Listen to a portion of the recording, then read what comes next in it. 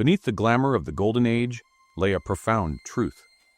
The actors who terrified us were often the era's quiet heroes.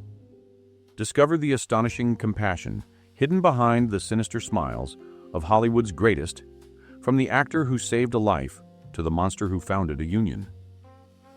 The Invisible Man's true identity, saving refugees from Nazi Europe. On screen, he could be ruthless, manipulative, or even invisible. But in the shadow of a rising war, Claude Rains used his wealth and connections to perform daring, quiet acts of rescue for those trapped in a collapsing continent. The gentleman villain harbored a profound antipathy towards the forces of tyranny sweeping across his homeland.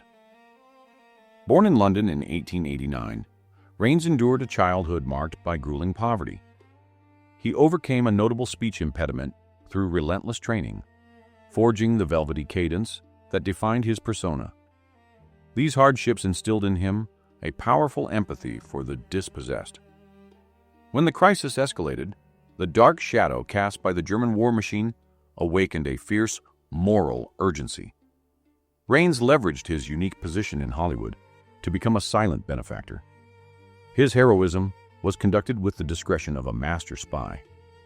Rains devoted a significant portion of his income to establishing an underground network designed to spirit away Jewish families and fellow performers from occupied Europe. This was an act of immense professional courage. Rains used his access to influence immigration officials. He provided the necessary affidavits of support, ensuring dozens of individuals had safe passage to America. He extended this generosity even to minor players and technical staff, demonstrating a loyalty that transcended typical Hollywood relationships. His role as the cynical but ultimately decent police chief Captain Renault in Casablanca provided a poignant parallel. The real Rains never wavered in his moral commitment. His deeds were the ultimate contrast to the elegant villainy he often portrayed. The man who gave us the voice of the Invisible Man understood the true power of being unseen, to work effectively and morally outside the public eye. His legacy is written in the lives of those he quietly secured. Can the terror of House of Wax really have had a heart dedicated to giving high art to the common man? The House of Wax Guardian. How Vincent Price championed American art. He terrorized audiences in Gothic horror films, obsessed with macabre possessions. Yet, away from the camera, Vincent Price harbored a secret obsession: the preservation of accessible art for the American public. The man who breathed life into cinematic fiends was, in reality, a profoundly cultured and benevolent gentleman dedicated to democratizing beauty. Born in St. Louis in 1911, Price received an elite education, earning a degree in art history. This academic connection remained the true north of his professional life, even as Hollywood cast him as the refined villain. His on-screen menace was merely a clever guise for his true, guiding passion. Price believed that art should not be confined to elite museums. He saw the spiritual poverty that could accompany a life devoid of beauty. In the early 1960s, he forged an improbable partnership. He became an art consultant for the massive retailer Sears Roebuck. This decision, shocking to the high art world, was for Price a brilliant stroke of social benevolence. He established the Vincent Price Collection of Fine Art, curating thousands of original pieces. He then offered these authentic works through Sears at prices middle-class families could afford. His mission was to bypass the intimidating gallery system. He traveled tirelessly across the country, giving warm, engaging lectures, teaching thousands how to appreciate and collect art. He framed this endeavor as a crucial educational undertaking. Beyond Sears, Price was a generous patron and donor, notably to East Los Angeles College, where he established a museum. He donated his time, expertise, and eloquent voice to ensure that younger generations had a pathway to aesthetic appreciation. The connoisseur of cinematic terror used his celebrity not to elevate himself, but to elevate the cultural life of the nation. How did the elegant foe of Sherlock Holmes risk his career to battle the powerful studio system itself? Moriarty's moral code, Basil Rathbone's fight for actor rights. As the sneering, elegant foe to Sherlock Holmes, Basil Rathbone embodied intellectual villainy. Off-screen, he waged a different kind of battle, using his influence to protect the most vulnerable workers in Hollywood. The renowned actor became one of the industry's most principled early Unionists. Born in 1892, Rathbone served with distinction in the First World War. Arriving in Hollywood, he saw firsthand the ruthless way the studio system treated contract players. In the mid-1930s, actors enjoyed almost no job security. Studio heads treated performers like disposable commodities. It was a perilous time to organize, as those who spoke out risked being blacklisted. Rathbone, despite being a major star, lent his prestige and moral weight to the nascent Screen Actors Guild, SAG. He understood that without a union, the vast majority of working actors would remain perpetually exploited. He served on the board, working tirelessly to craft the early charters and negotiate the first basic agreements. His contributions were essential because his presence made it difficult for studios to dismiss the union. Rathbone used his persuasive oratory to lobby executives and rally skeptical colleagues. He insisted that the artistic integrity of Hollywood could only be preserved if its workers were treated with dignity. His work was dedicated to establishing minimum wages, working hour regulations, and essential benefits. It was a true display of quiet heroism, securing a professional foundation for generations of performers who followed. The true moral compass of Basil Rathbone pointed not toward villainy, but toward justice. His legacy lives on in every residual check and every set of union protections enjoyed by a working actor today. Next, we look at another cinematic heavy who, despite his own internal pain, found the strength to consistently lift others. But what tragic price did he pay for his secret generosity? The Gentle Giant's secret, Laird Cregar's quiet acts of kindness before his tragic end. With his imposing stature, Laird Cregar became the face of brooding madness. Few knew the man behind the villain was battling personal struggles while quietly supporting others with immense generosity. His screen presence often masked the sensitive, kind-hearted man insecure about his worth. Born in 1913, Cregar yearned to be accepted as a handsome leading man, a goal that would contribute to his untimely end. He was a generous soul, a habit that reflected his need to be loved and valued. Cregar's career took off rapidly, but he never lost sight of the disheartening struggle faced by lesser-known figures. He knew firsthand the financial precariousness of being a working actor. This empathy became the root of his secret heroism. It became a quiet routine for Cregar to seek out and support struggling actors, writers, and technicians. He didn't offer publicity stunts. He extended practical, life-sustaining aid. He would often anonymously pay the rent for a co-star, cover medical bills, or ensure a young person could afford a decent meal. One moving story involves a talented young writer on the verge of abandoning Hollywood due to poverty. Cregar discreetly arranged for a significant stipend, disguised as a studio development fee, which allowed the writer to stay afloat. Cregar never publicly took credit. Tragically, Cregar's profound desire to escape the villain typecasting led him to undertake a dangerous, rapid weight loss regimen. This effort severely compromised his health, and he passed away prematurely at 31. Laird Cregar's legacy is one of poignant contrasts. A man who projected chilling menace, yet harbored a heart capable of profound kindness. He acted as a quiet patron saint to the forgotten workers of Hollywood. Do you have a favorite heroic deed from a Golden Age star? Let us know in the comments below. Now, we see how George Sanders' cynical contempt was his screen trademark, yet how he proved capable of a life-saving intervention. The Serpent's Redemption, George Sanders' intervention to save a life. The voice of cynical, witty villainy, George Sanders perfected the art of sophisticated contempt. But that dry, aloof exterior hid a sharp sense of duty that kicked in instantly when a co-star was facing a deadly threat. The man who specialized in making others miserable on screen proved his intelligence was a heroic asset. Born in 1906, Sanders cultivated a reputation for cynicism that was as real off-screen as it was on. He viewed acting as a means to a luxurious end. Yet, underneath the smooth veneer, a powerful sense of responsibility lurked. The incident that revealed his true character took place on a film set. During a complex action sequence, heavy stage rigging became unstable. The crew and cast were momentarily oblivious to the grave danger. One young, rising actress was positioned directly beneath the failing structure. It was Sanders, standing on the periphery, who registered the catastrophic shift. With remarkable speed and an astonishing burst of energy, he made a direct, targeted decision.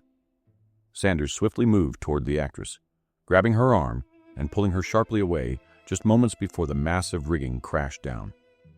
The resulting destruction was immediate, but because of Sanders' instantaneous action, the actress was completely unharmed, shaken, but alive. Sanders did not linger for praise. He quietly retreated. When questioned, he simply shrugged off his action as an automatic, pragmatic response, choosing to let his cynical mask remain in place. This singular, life-saving act stands as a powerful testament to the underlying moral structure of George Sanders, a man who saved a life by relying on his sharp intelligence. 5 legends down, and already the myth is crumbling. But how deep does Hollywood's hidden heart truly go? Next, a famous character actress's on-screen anger was legendary, but her greatest devotion was to the vulnerable animals of the world. These first 5 stories shatter the illusion that Hollywood's screen villains were always villains in life. They show that moral courage often came from the most unexpected corners: the political spy, the refined cynic, the tormented gentle giant. We've seen sacrifice, intellect, and physical bravery. Now we prepare to witness devotion that crosses the boundaries of species, and a desperate search for family that went far beyond the camera's gaze. Endora's real magic, establishing a sanctuary for stray animals. She could scold and scheme as a formidable character actress, but Agnes Moorehead's true passion was a quiet, lifelong commitment to rescuing animals in need. The actress, often cast as the sharp-tongued, controlling figure, possessed a boundless tenderness for creatures great and small. Born in 1900, Moorehead's background instilled in her a moral grounding. Her distinctive presence earned her a place among Orson Welles' Mercury Theater Group, leading to antagonistic film roles. Yet, while she often radiated icy disapproval on screen, her true warmth was reserved for the 4-legged companions in her private life. Moorehead believed that the well-being of animals reflected the true character of a society. During the height of her career, she directed substantial resources toward the care and rehabilitation of neglected animals in Los Angeles. Her primary contribution was the establishment of a private sanctuary and rescue operation, run discreetly from her vast property. Moorehead meticulously oversaw the rescue, veterinary care, and rehoming of countless animals. She employed staff solely dedicated to this work, ensuring individual attention and medical treatment. Her concern focused on the strays and abandoned pets. She worked tirelessly with local veterinarians, often paying high costs out of her own pocket. This tireless advocacy was a beautiful contradiction to the imperious character she played. Moorehead viewed this work not as charity, but as a moral necessity. She was fierce in her loyalty to the creatures she defended, channeling the intensity she used on film into real-world benevolence. The actress performed her greatest heroic feat with a quiet, persistent love for the unloved of the animal kingdom. Her sanctuary became a literal haven, sustained by the heart of a woman who preferred the company of honest animals. This dedication to the disenfranchised finds a fascinating parallel in our next subject. If this story of compassion touched your heart or taught you something new, please share this video with someone who loves classic cinema as much as you do. Now, we see how an actor, the face of cinematic lawlessness, used his private life to create the large, loving family he always wanted, far from the harsh light of Hollywood. From Godzilla's shadow to fatherhood, Raymond Burr's private joy. Before he became television's greatest defense attorney, Raymond Burr was the go-to heavy, manipulative photographer and murderous husband. The one thing he desperately wanted, however, was a family he could nurture, a desire he fulfilled through deep, private acts of care and fostering. The actor, known for his intimidating physique, dedicated his personal life to a quiet, profound version of fatherhood. Born in 1917, Burr faced a difficult childhood, marked by instability. These experiences molded him into an intensely private man who yearned for the structure of a loving home. Early in his career, he specialized in roles that demanded menace or calculating cruelty. Burr's personal life was tragically marked by loss and complexity. While he maintained a public narrative of having a traditional family, the truth was nuanced and heartbreaking, fueled by his need for privacy. His emotional need for children was absolute and genuine. This need drove his real, quiet heroism, a commitment to fostering and privately supporting numerous children over the decades. Burr opened his home and heart to children in need, providing them with stable environments and educational opportunities. He approached these relationships with meticulous dedication, always with the utmost discretion. Burr financially supported the children through their education and into adulthood, maintaining relationships built on profound trust and respect. He was known for his warmth and his ability to provide a safe, loving haven from the chaos of the world, an incredible contrast to the troubled characters he often portrayed. His greatest accomplishment was the way he shielded these children from Hollywood scrutiny. His complex public stories served as a necessary protective barrier. The children knew the real Burr, the compassionate, supportive father figure who provided stability and love. Raymond Burr proved that his true legacy was built upon the bedrock of unheralded charity and deep personal devotion. He created the family he had always wanted, not through biology, but through relentless generosity of spirit. Did the man known for his soft, menacing voice truly risk his standing in Hollywood to protect younger, vulnerable European colleagues? The M. Whisperer's morality. Peter Lorre's stand against exploitation. With his wide, mournful eyes and soft, menacing delivery, Peter Lorre was the unforgettable face of the morally compromised. Yet, he often risked his own career and standing to fight for the rights of younger, struggling actors, particularly his fellow immigrants. The unsettling screen villain possessed a powerful, guiding moral compass. Born Laszlo Löwenstein in 1904, Lorre was a celebrated European stage actor who fled Nazi Germany. This history of displacement fundamentally shaped his worldview.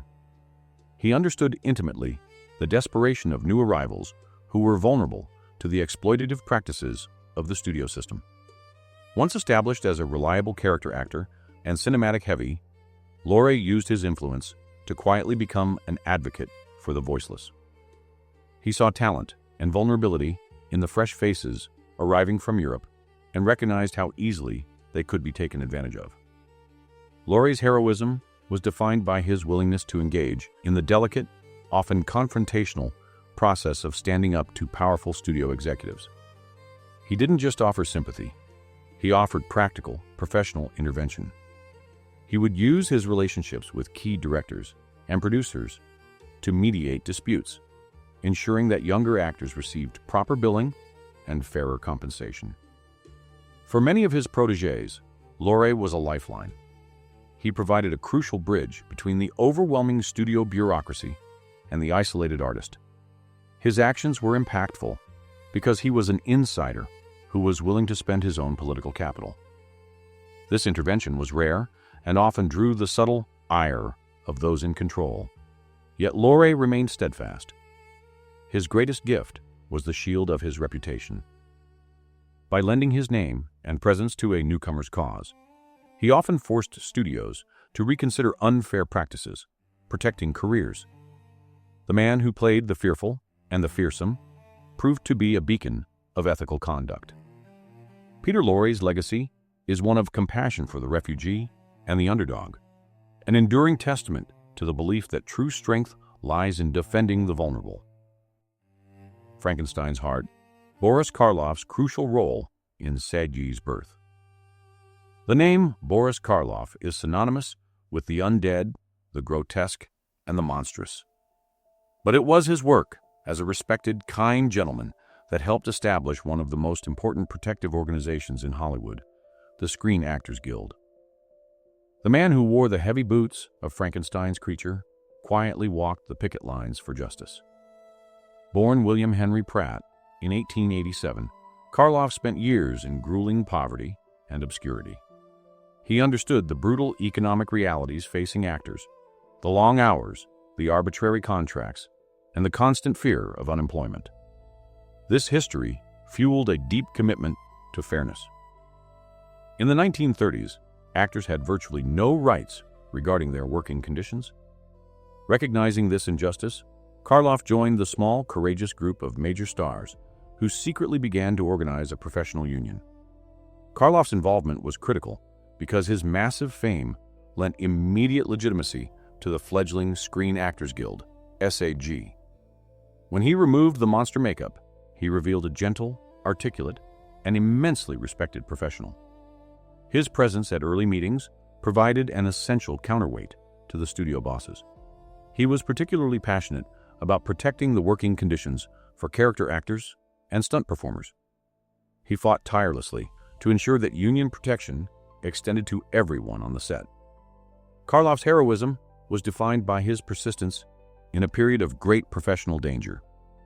He attended late-night meetings and used his personal funds to keep the early union efforts afloat. This work meant taking a stance against powerful studio heads.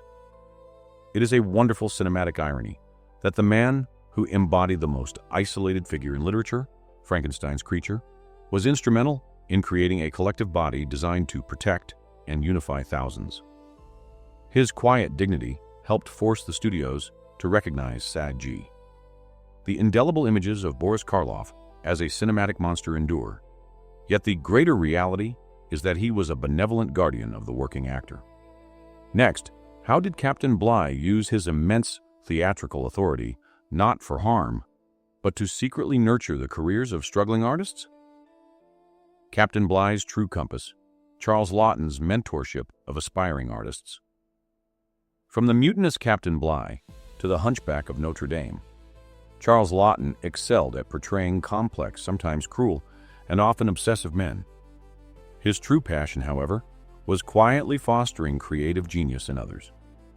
The man who portrayed cinematic tyrants devoted his private energy to nurturing talent. Born in 1899, Laughton trained for the stage. He became one of the most respected actors of his generation.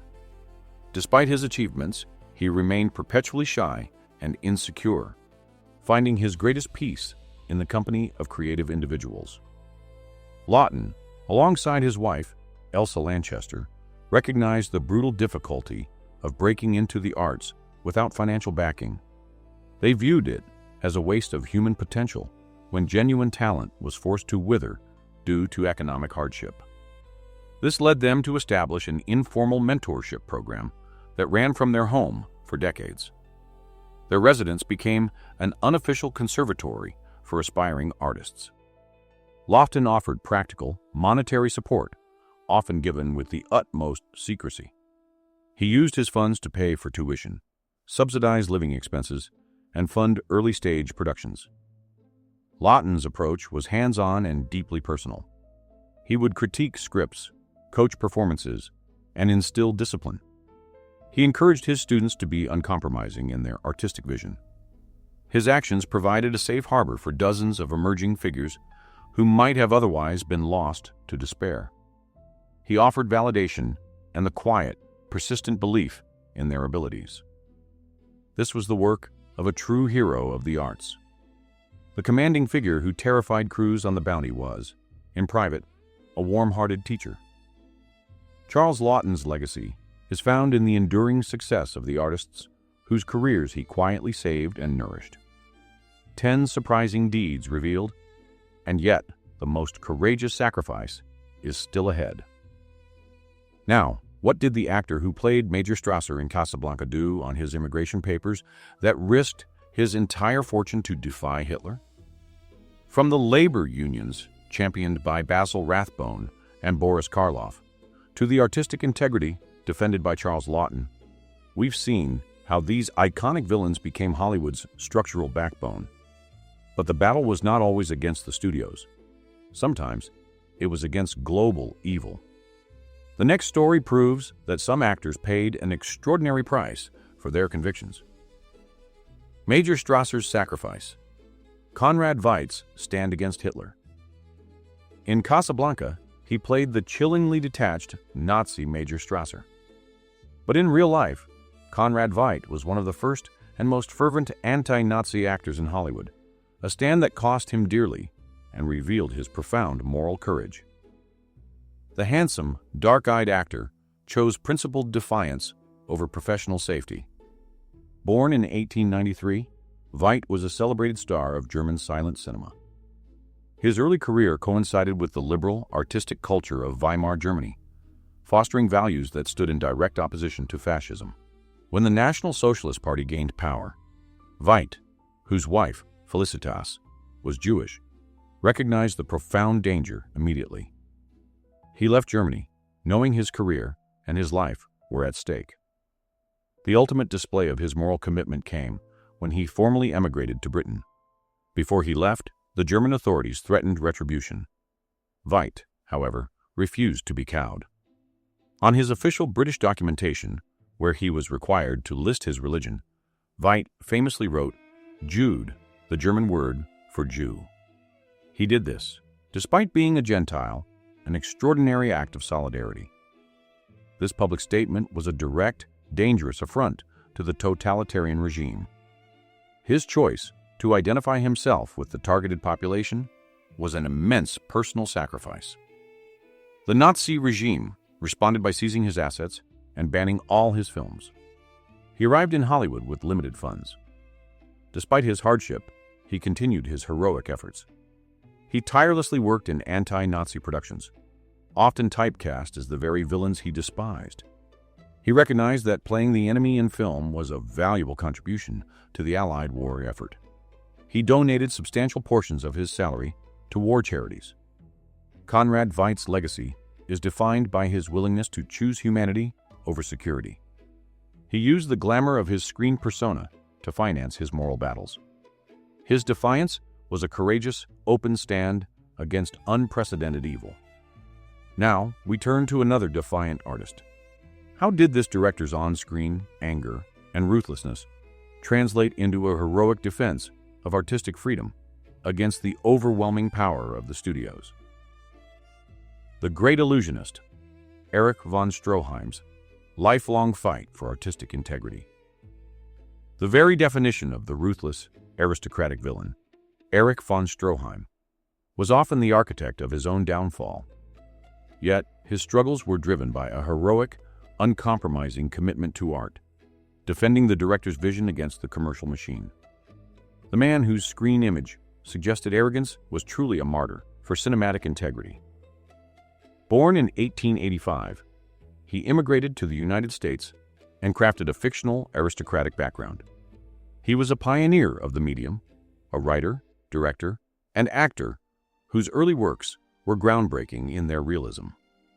As a director, von Stroheim became notorious for his massive budgets and obsession with accuracy, earning him the nickname, "the man you love to hate." But to von Stroheim, these were necessary components of an artist's vision. His heroic struggle centered on his continuous losing battles with studio heads. These were philosophical wars over the soul of cinema. Von Stroheim fought tirelessly to preserve the director's final cut, arguing that a film should not be mutilated or commercialized. The most famous example is his masterpiece, Greed. Von Stroheim delivered a 42-reel epic, believing every frame was essential. The studio, terrified, refused to release the film at that length. They ruthlessly edited the film down to a mere 10 reels. Von Stroheim was devastated. He viewed this intervention as a betrayal, a vicious assault on his creation. While the studios labeled him a rogue, von Stroheim saw himself as a protector of the cinematic medium. His uncompromising vision, his willingness to spend his career fighting the system, paved the way for future directors to gain creative control. He defended the belief that cinema could be literature. Even in his late career as an actor, his character was a tribute to the power of the finished artistic product. Erich von Stroheim, the aristocratic villain, was cinema's fiercest defender. His passionate, if sometimes volatile, commitment to pure art secured a foundation of integrity. This struggle for authenticity is mirrored in the advocacy of our next subject. What did the tragic Wolf Man do every night to support the homeless and marginalized of Los Angeles? The loneliest monster, Lon Chaney Jr.'s connection to the marginalized. He walked the earth as the tragic Wolf Man, forever cursed by his fate. Lon Chaney Jr., an often troubled man himself, found solace and purpose in assisting those on the edges of society. The actor known for portraying cinema's loneliest monsters harbored a profound empathy for the genuinely dispossessed and forgotten. Born in 1906, he was perpetually in the shadow of his legendary father. This pressure, combined with a difficult childhood, instilled in him a constant feeling of alienation. Despite his eventual success, he battled personal demons. Chaney Jr.'s empathy was rooted in his own feelings of being an outsider. He frequently sought refuge and anonymity in the less glamorous sections of Los Angeles. Here, he encountered the city's large population of people experiencing homelessness. He recognized a shared struggle. It became a regular, private ritual for Chaney Jr. to seek out these areas, not as a celebrity, but as a quiet benefactor. He would purchase large quantities of basic necessities, warm clothing, blankets, and substantial meals, and distribute them directly to those in need. He often sat with them, treating them not as objects of charity, but as fellow human beings. This was a deeply personal form of heroism. In Hollywood, where status dictated everything, Chaney Jr. found genuine connection among those who had nothing to gain from his fame. The act of giving was a form of self-therapy, a way to channel his internal distress into positive action. His benevolence was almost always anonymous and discreetly conducted. The contrast between his on-screen roles and his private life was startling. In real life, he exerted quiet, human control by choosing to relieve the suffering of others. He became a familiar and trusted figure to many of the city's marginalized residents. Lon Chaney Jr. may have worn the heavy makeup of cinema's most frightening creatures, but beneath the latex and fur was a man devoted to compassion. His heroic actions remind us that true kindness often resides in the quiet corners. This dedication to those less fortunate echoes the noble work of our next subject.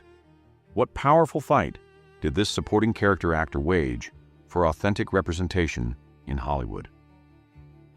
The Smuggler's Stand, Akim Tamirov's push for authentic representation. The quintessential character heavy, Akim Tamirov played countless ethnic villains. But behind the scenes, he advocated passionately for diverse and authentic casting, challenging the narrow-minded practices of the era. The actor, who was often forced to adopt stereotypical guises, was a true champion for the integrity of his fellow immigrant performers. Born in 1899, Tamirov trained at the Moscow Art Theater. He arrived in Hollywood in the 1930s, facing immediate typecasting. With his distinct accent and dramatic intensity, he was relegated almost exclusively to roles requiring a villainous foreign presence. While Tamaroff excelled in these roles, he keenly understood the limiting and often inaccurate nature of the exotic villain trope. He recognized that the studio's reliance on broad, stereotypical portrayals stifled the careers of genuinely talented, ethnically diverse actors. Tamaroff's heroism was subtle but persistent. He used his position as a successful actor to quietly lobby producers for more nuanced roles for non-American performers. He actively sought out and mentored new immigrant actors, helping them navigate the complex studio system. He was known for vocal, though private, criticism of using Caucasian actors in brownface. Though Tamaroff himself was often forced to play a variety of nationalities, he worked tirelessly to push back against this practice and create openings for actors of those true backgrounds. Tamaroff believed that authenticity was paramount to good storytelling. He fought for the principle that an actor's background should be treated with respect. This was a courageous stance to take. His advocacy provided a vital, early voice for what would later become a larger movement for diversity in Hollywood. He used his limited power to pry open doors for others. Now, we examine another memorable character actor. What did the massive, menacing figure of Sidney Greenstreet do to protect the forgotten creative minds of Hollywood, the screenwriters? The Maltese Falcon's ally, Sidney Greenstreet's loyalty to screenwriters. The massive, menacing figure of Sidney Greenstreet dominated the screen, often playing the wealthy, manipulative villain. He was, however, fiercely protective of the artists who gave him his iconic lines, proving that a man of great power could be an ally to the unsung heroes of the screenplay. Born in 1879, Greenstreet spent decades on the stage, where the playwright's words were considered sacred.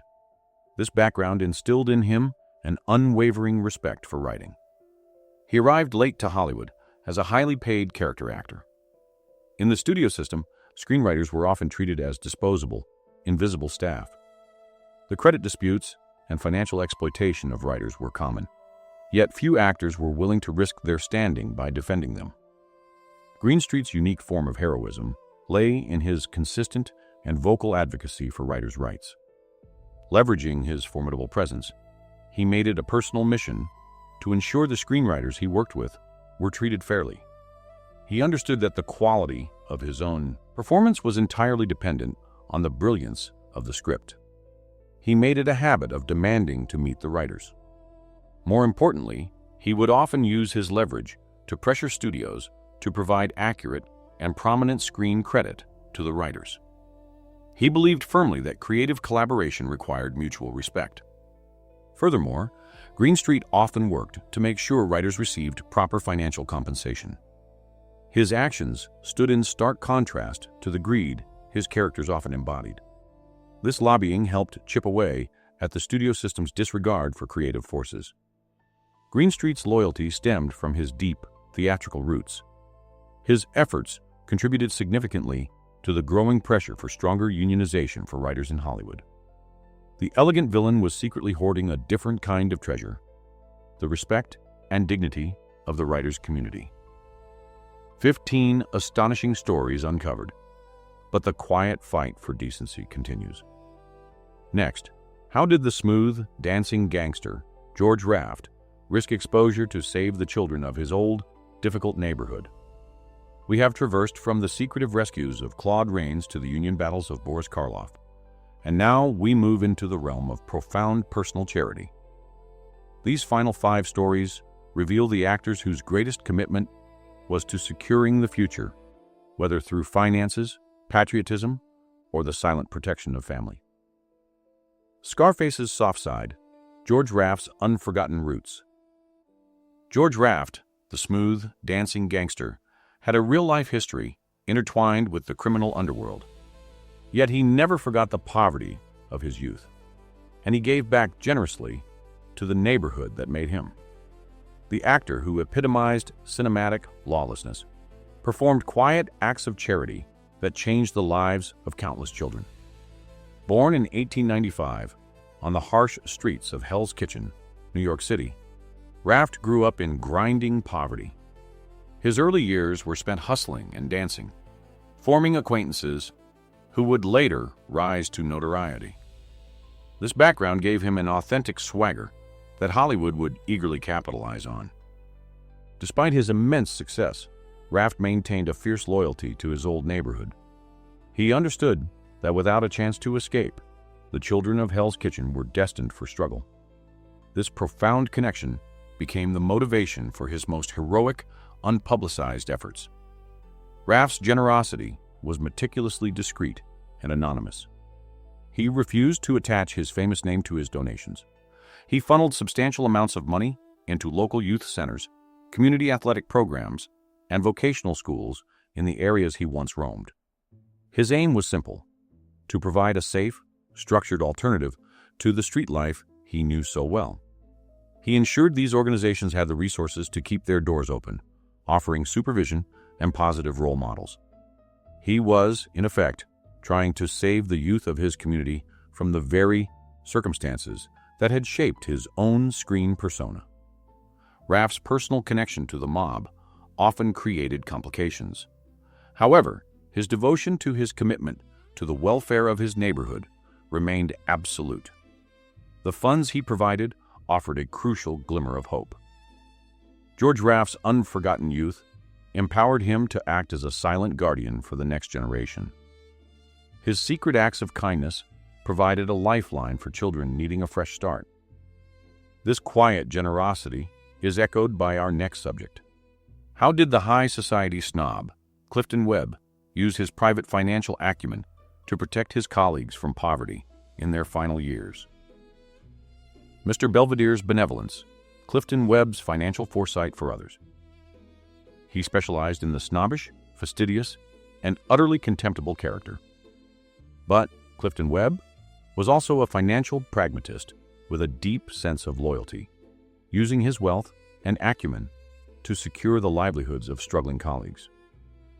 The actor, who seemed defined by aloofness, was secretly ensuring others could face old age with dignity. Born in 1889, Webb had an early career as a dancer before transitioning to film late in life. His public persona was one of fastidious, brittle sophistication, a perfect mask for the ruthless villains he often played. Beneath this veneer lay a keen business mind and a powerful memory of the unpredictable financial nature of show business. Webb understood that the long-term prospects for many character actors and supporting players were often precarious. Webb's heroism was defined by his financial foresight and advocacy for his fellow professionals. He did not engage in large, public acts of charity. His help was targeted, discreet, and intensely practical. He recognized that what many older actors truly needed was not a handout, but a secure financial foundation for their later years. He became a quiet champion for struggling colleagues. Webb would often spend his personal time consulting with these actors, helping them understand the necessity of saving. More crucially, he sometimes used his influence to secure better pension plans or access to emergency funds for actors facing genuine financial hardship. This was an extraordinary gesture. He viewed it as his duty to share the knowledge and resources he had accumulated. His commitment ensured that a number of aging character actors were able to retire with comfort. Webb's dry wit and fussy demeanor on screen were mere acts. His generosity off-screen was profoundly real. Clifton Webb performed his most enduring act of generosity with a ledger and a quiet word of support. His financial assistance provided a sturdy bridge to dignity for his colleagues. Now, we turn to another famous cinematic figure.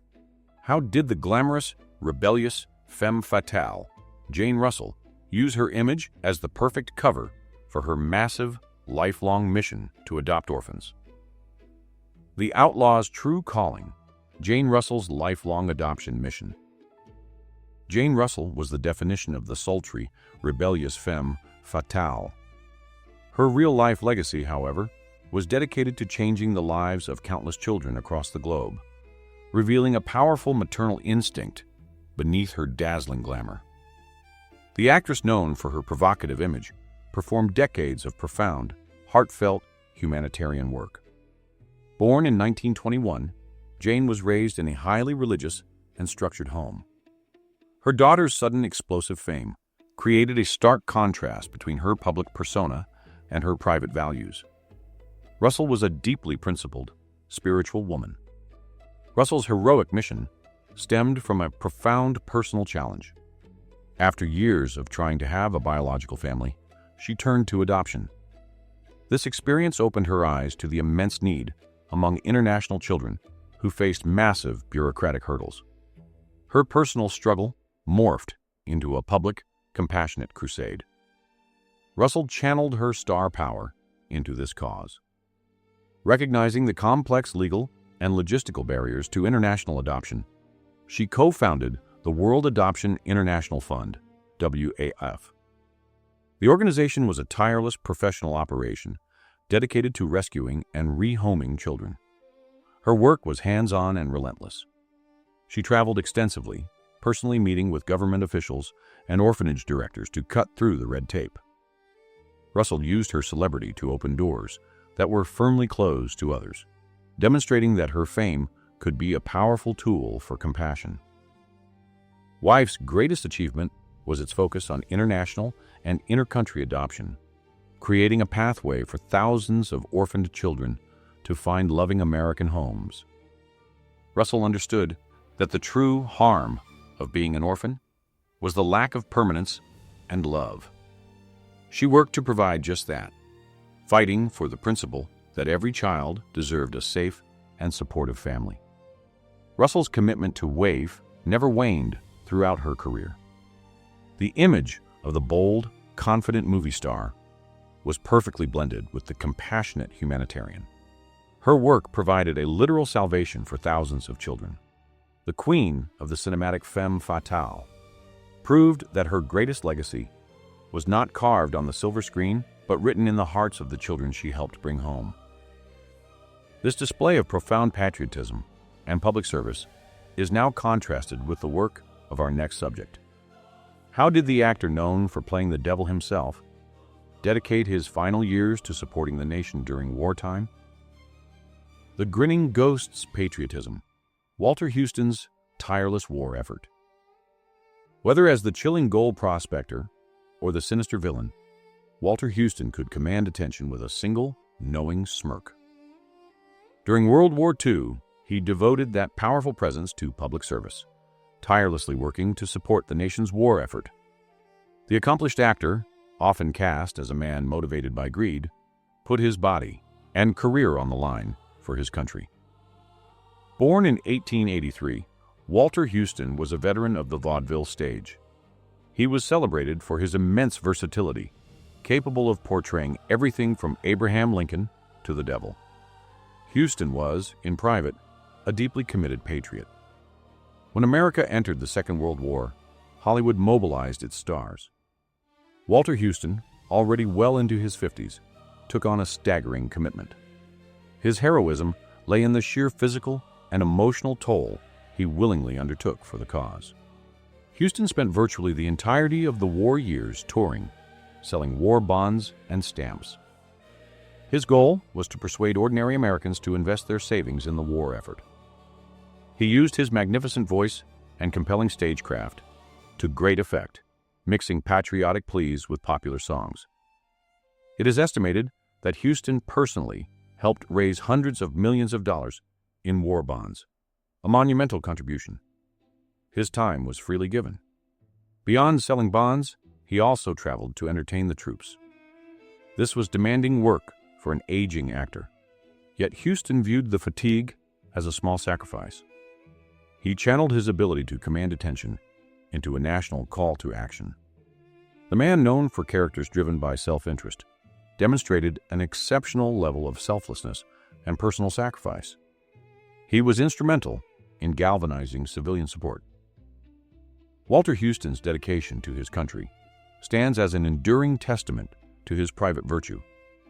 His tireless commitment to public service finds a poignant echo in our final subject. How did the silent film legend, Lon Chaney Sr., make his son's privacy the most heroic performance of his life. The Phantom's final act, Lon Chaney Sr.'s heroic defense of his family's privacy. Lon Chaney Sr., the legendary man of 1,000 faces, terrified audiences. His greatest lifelong act, however, was preserving a normal life for his only son, the ultimate heroic defense of his family's privacy. The artist who mastered transformation used the elaborate mask of fame as a shield for his child. Born in 1883, Chaney experienced a childhood profoundly shaped by communication challenges. He learned the expressive power of pantomime and facial contortion, skills that would later define his iconic career. This family experience also instilled in him an extraordinary value for privacy and a fierce protectiveness over those he loved. When Chaney arrived in Hollywood, he became an instant sensation, known for his relentless dedication to his craft. This gave him the mystique of a cinematic genius, but it also fueled an intense private life. He believed fiercely that the audience should see only the characters he created. This secrecy was a deeply personal strategy of protection. Chaney was determined that his son, Creighton, who would later become Lon Chaney Jr., would be shielded from the chaos and aggressive scrutiny that defined his early family life. He viewed the relentless public gaze of Hollywood as a threat to his son's stable development. His heroism, therefore, was an active campaign of concealment. Lon Chaney Sr. almost never gave interviews. He built a literal and figurative wall around his family, ensuring that Creighton grew up with a relative sense of normalcy. He refused photographs of his son to be published and fought relentlessly to keep their home life sacrosanct. This was not merely an eccentric preference. It was an act of profound, sacrificial parenthood. He used his fame as a diversion, allowing the public to obsess over the makeup and the mystique, while quietly ensuring his son had the chance to develop his own identity. He was, in essence, sacrificing his own potential for public adoration to guarantee his son's well-being. Lon Chaney Sr. may have brought Creatures of Darkness to life on screen, but his most enduring, noble character was that of a devoted, fiercely protective father. He proved that an artist's greatest work can sometimes be the quiet, unseen architecture of a loved one's peaceful life. The man who donned the mask to haunt the opera house took it off every night to protect his son, making a profound statement about the real values of the Golden Age. And with this final heroic deed, we conclude our journey into the surprising decency that lay beneath the surface of Hollywood's greatest villains. These 20 remarkable stories prove that Hollywood's Golden Age villains were often its greatest humanitarians. If these surprising acts of integrity restored your faith in classic cinema, please hit the like button and subscribe so you don't miss our next deep dive behind the curtain. The best stories, after all, are the ones that are true.